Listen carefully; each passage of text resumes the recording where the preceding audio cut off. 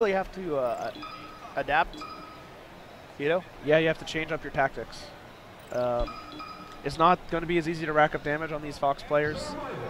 I think one of the actual strengths of Sheik Peach is their ability to push the stage slowly with their strong, active defensive play. Yes, it's kind of like 300, the scene with the shields, you know, the phalanx. Yeah, the phalanx, yeah. They start pushing forward. Exactly. It's exactly like that. Yep, and then Sheik with her needles. They both have good edge guarding ability against Fox. They can quickly end to stock. Right. And they're going to need to find some of those situations. They're going to need to. You can't find situations. You have to create them. They need to create some of these situations against Double Fox in order to stand a chance against Colbol on the Moon. So we'll see what happens. I like the fact that they're communicating. Communication's always good. Everybody's got the headsets on. We're going into game one.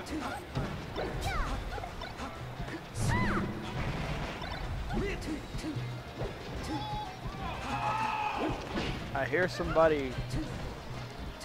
Never mind. All right, so far, Double Fox barely any percent. And they are wave shining Peach between each other. They both try to punish. It seems like we have a little bit of down smash happiness, which is going to happen very often when Fox gets in these tight situations against Peach. That was a very good play right there from the Sheik player. Oh, farther off the stage, a good edge guard coming in from Spike. Yeah, Spike. Spike seems to be an edge guarding mastermind, but the Moon is a team's mastermind, goes for a save, barely gets himself punished. We're actually seeing some really good teams play. Yeah, this is what I like. Down tilt. Continually to have an increasing presence in the meta game. There was a time when people thought Fox's down tilt was borderline useless. It's incredible. Turns out it's one of the best moves in the game. Yeah, it's really good for scouting out someone backing off, and it also can cover in place. The only thing it loses to is a really active defense. If you see someone trying to wall you out, it might not be the time. Out smashes all over the place. All right, so we saw right there was Nice comfortability. save. That was almost a nice save. Goes the second time we've seen, I think it was Spike. Second time we've seen Spike go a little too hard in the paint and not quite able to pull out his big team's plays he's trying to make. Seems like a playmaker. Yeah, I appreciate his thought processes. Sometimes he's overcommitting a little bit too much. Yeah. Just tries so hard to make something happen. And the Moon is showing off his tech skill a little bit. He's so fast. He's willing to let Colbol die so he can continue to show off that tech skill. Well, what he wants to do is just, he wanted to make it look like he was going to edge guard and then punish someone so they get a for sure 2v1. And these are some very hyperactive Foxes. Yeah, actually both of these guys are nuts. They have two of the fastest turbo buttons today. Yeah, for those of you who are new, who don't know about the turbo button, really good players have a hidden button on their controller. Not always in the same place. Yeah, some people have it, you know, it's underneath on the back side. Like where the C stick would be? Where the on the opposite side of the C stick or on the opposite side of the control stick. Yeah, Hax actually has a an NO2 switch on the right side where the handle is. He just flips it. Yep, yes. And that's when the turbo kicks in. Yep. So all of a sudden somebody goes from moving like 120 miles per hour because they're Fox to like 250 miles per hour. Yep. And you just see like a blur. It's because they hit the turbo button. And there's two ways to deal with that, actually. One, you try to keep pace with them, but good luck, unless you're like something crazy. And the other thing you can do is throw spikes on the road, slow them down. That's my favorite plan. And that's what I was going to say. I think that slowing down the pace a little bit will do wonders for Spike and M. They had some moments there where they were able. Oh, that's nice, letting him transform to Sheik. They had some moments where they were able to get some clean edge guards on the Moon and Colbol, and they executed rather well. But the problem is, once the Fox came back invincible, all of a sudden it was the 20XX show again. Yeah. I like the back air spacing from our Fox players right now. Oh, good continuation from the Moon. Gets the jab, not quite followed up by Colbol. They have great stage position, sending Sheik off the stage. Spike is out. M is gone. That's going to be it for both of their stocks. Yep. Double edge now. Good. Oh, the blender. I like the Moon is, he's facing M like he's ready to engage, but then he continues the combo on Spike anyway. True. He's doing a little bit of what you talked about earlier. Oh my god, there OD. That was a really fast conversion. I don't know if you caught that, but I didn't see that combo coming. All right, goes for the soccer kick, which gives him some alone time with Peach, and they didn't really make the best of it.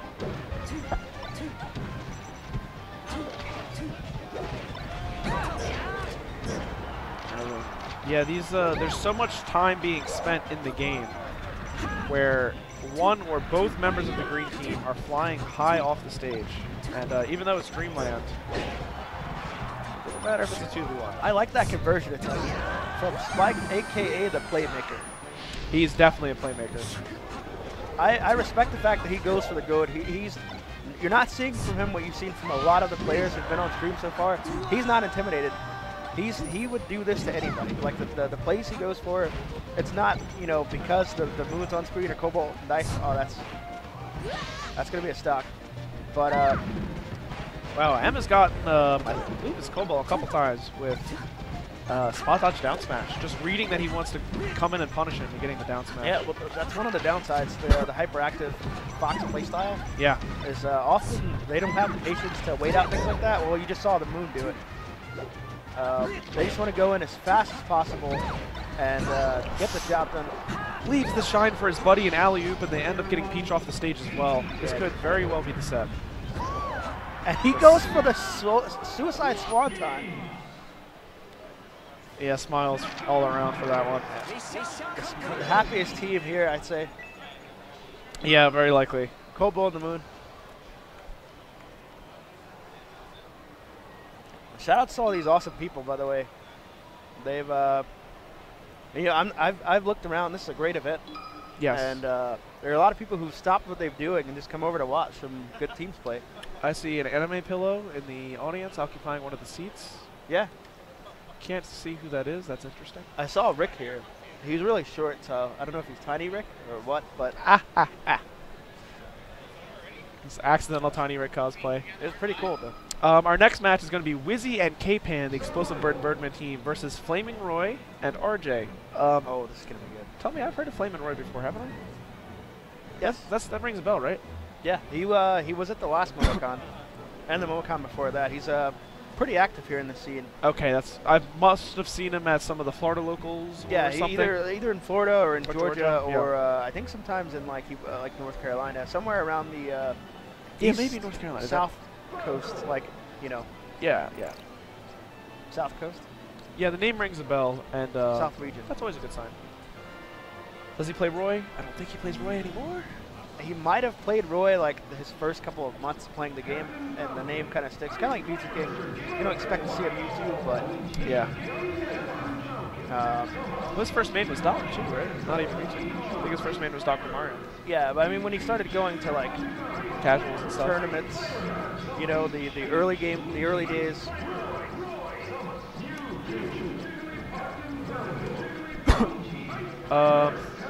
We see. Is this I can't tell who the other guy is. They're playing green, right? Is this Bird and Birdman Dittos? It might actually be. I hope so. Yeah, it's one of my favorite matchups. Birdman Dittos.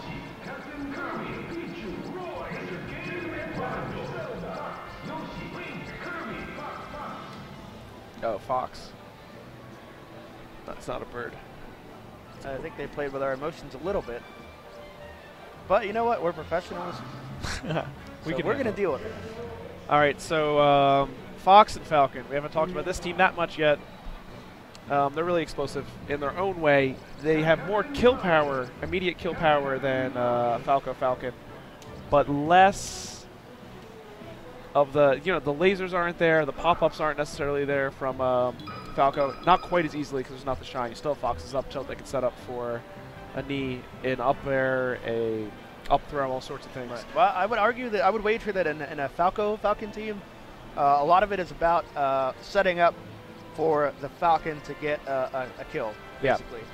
Yeah. Something you sort of see sometimes in a Luigi Falcon team, which we used to see a lot. It's like Luigi just knocks everybody up in the air, and then Falcon just comes by and takes them out.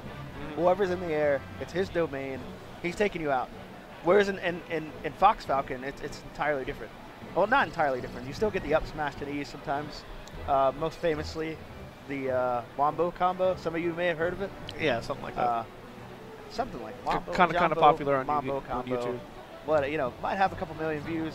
Might have seen it in like every team's combo video ever created in the history.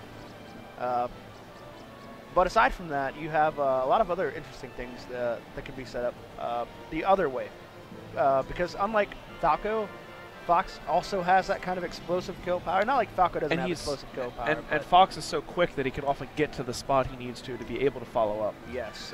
And that's the real advantage that we have in Fox Falcon over Falco Falcon is their mobility. Yeah, I mean, Falco is more about like aim, very, very precise gameplay. Basically, like if you were to compare it to football, Falco would probably be the quarterback, and Fox is both the running back and the wide receiver. Yeah. He just kind of do everything. He's like, I can run the ball. You need me to go out and catch it faster than everybody here, with the exception of like one character who isn't as good as me. So yeah. One, it's his acceleration is higher, I think, too. His initial dash speed. Yeah, his initial dash speed. So he can kind of do everything. As I was explaining to somebody yesterday in doubles, like I feel like Fox is sort of buffed in every area in doubles, but including his weaknesses. Like if he's a 10, let's say hypothetically he's a 10 out of 10 in everything, he becomes a 15 out of 10 in everything in doubles. But that also applies to his ability to be messed up. If he can be messed up, he can be really messed up in doubles. He can. So it's sort of like his extremities are increased, is what I'm getting at. Yeah. I've been killed in, it was down smash, charge, up smash from a Peach Fox team, and I was dead, just like that. Yeah, it can happen. Hand warmers? Hand warmers? Yeah, hand warmers. Yeah, Falcon's a really interesting tool to have in teams. You have to give them enough space to operate. With that said, a lot of the best Falcons, I think it's a correlation too, are superior in microspacing. Wizzy's so good at dashing tightly. You see the other top Falcons, like S2J for example, really able to work in tight places rather well. Yes. We also have, of course, Gravy and Gatsu. Yeah. And I mean, that's I think that's what makes them also so much better teams, is that you don't necessarily have the leg room to get a running start. Yes. Well, a lot of times they're just, as you put it, they're so good at microspacing, they sort of cover their character's initial weakness. Yeah. With how good their microspacing is. And I think that's a key feature to look for. If you try to see the effectiveness of either Falcon over the other, you might want to look at how they do in tight spaces and at how they execute off of the openings they get from the partners.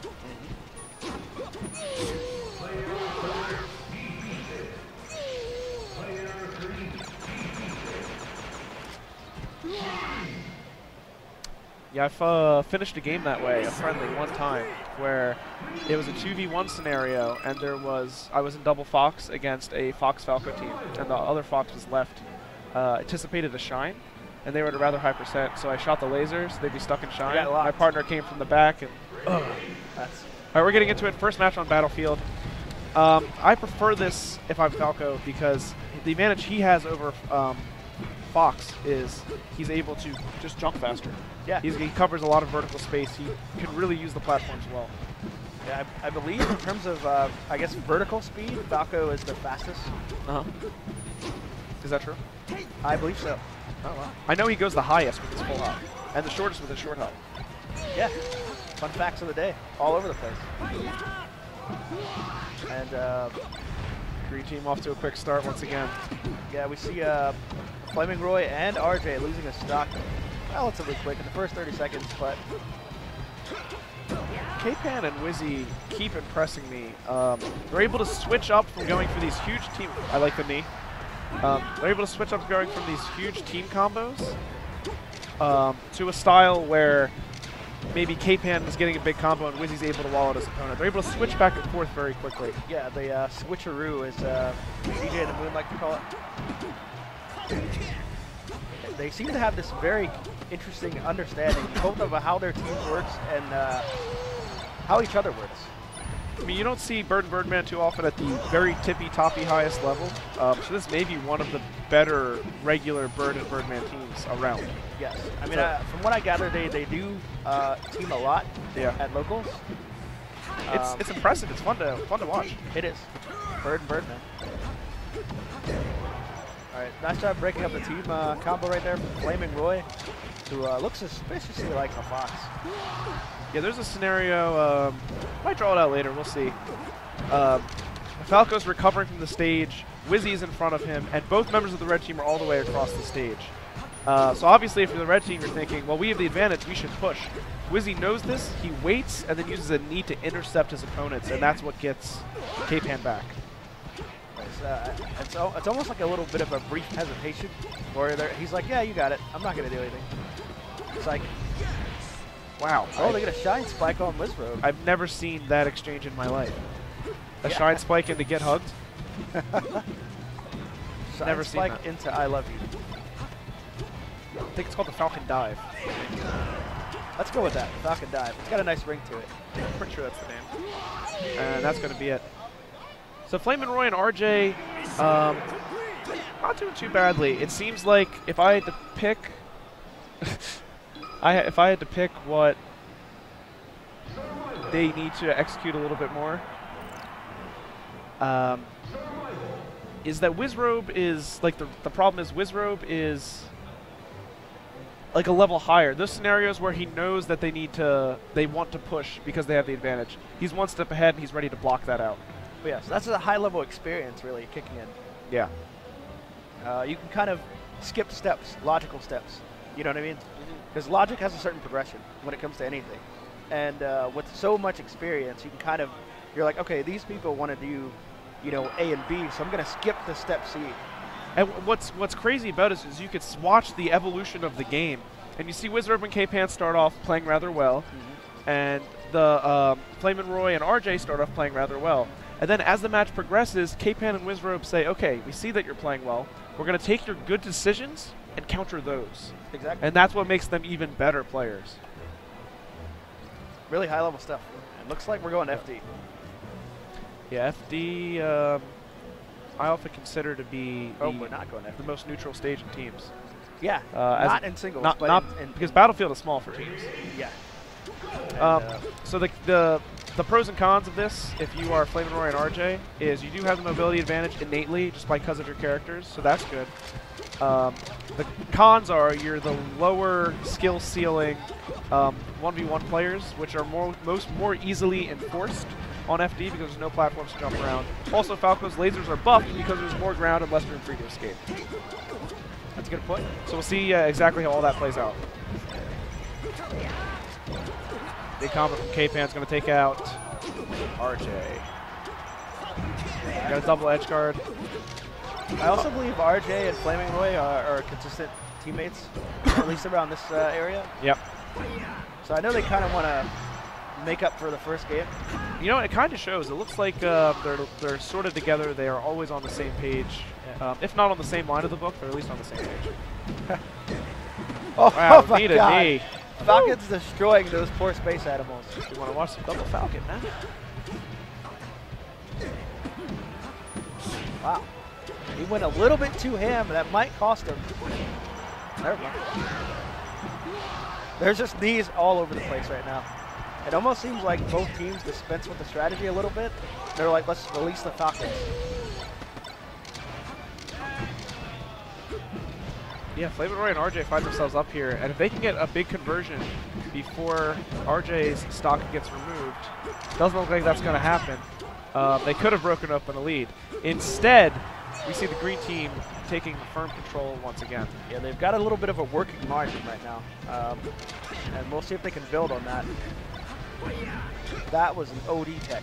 And you know what? I think RJ did a decent job of keeping Wizrobe out of the fight so that he'd be able to go for that Shine Spike. Unfortunately, doesn't quite convert all the way, not able to finish off the stock. RJ really has to stay alive right now. Oh, is that going to do it for Wizrobe? Oh, he doesn't get the edge. This is a really fragile situation. If either member of the red team dies, that could be it. He's got to save him. Oh, no. It's over. No. This is the worst case scenario. Yep, that's what I was afraid of. Oh, you know what? He's back. He's what actually a tank. living. Is he a legend? Good DI. Okay, now you have Fox engage. Fox needs to make some room for him to come back. They get the kill. They get the kill on K-Pan here. This is possible. This is going to be hard. Oh, and if you're Flaming Roy, if you have a turbo button on your controller, now's the time. He tries to do the jab.